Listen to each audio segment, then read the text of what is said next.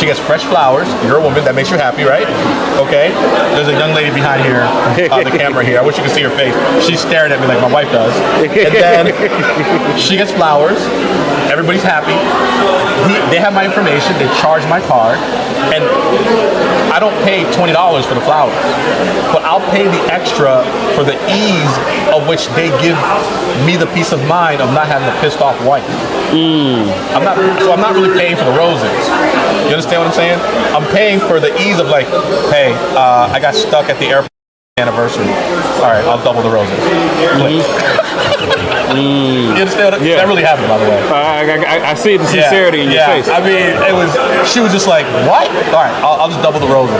And then she put a nice bouquet together, and I had already like bought her a purse from the airport, had it delivered, so the flowers came at the same time. And then, I was kind of forgiven, for the next week or two, like a little bit. Am I right? Right? I was kind of forgiven. But without my data, none of that is possible.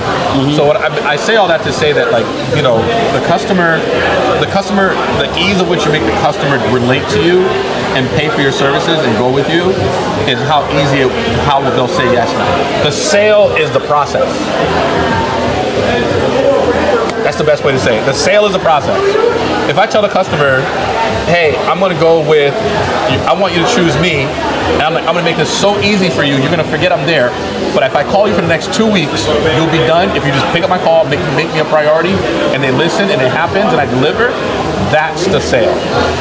And that's very interesting what you just said.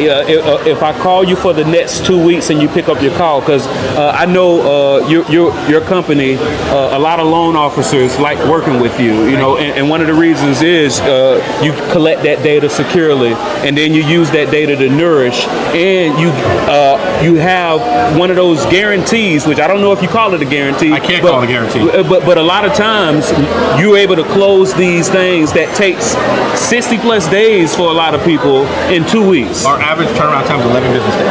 Wow. Right? Now, it doesn't always happen, but it's a blessing to be able to say that. But that's because we focus on the process. And our process is so data-driven and process-driven and very detailed that we can deliver. I can honestly say that we deliver our average turnaround time is 11 days. That's powerful. How long did it take you to get to that standard? 2.5 years. 2.5 years.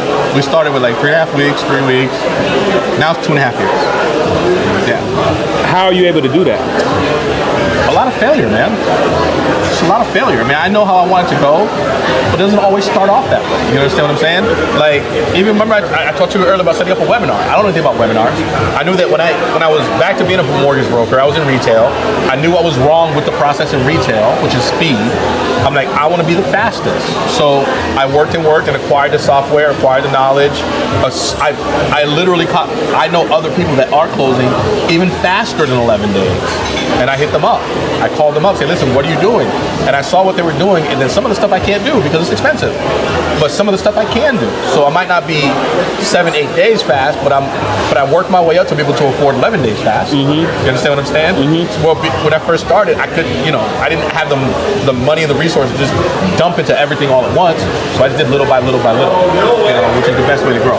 And it seems like you also set the expectation up front, 100%. And you put the earnest on them, because I imagine, just like any other type of industry that requires the collaboration with your customer, not just one time, but over collecting documents, even if you want to close in 11 days, if they're not picking up the phone or sending you what you need, there's only so much you can 100%. Do. So when you set that expectation and then you put that earnest on them, there you go. Yes, sir.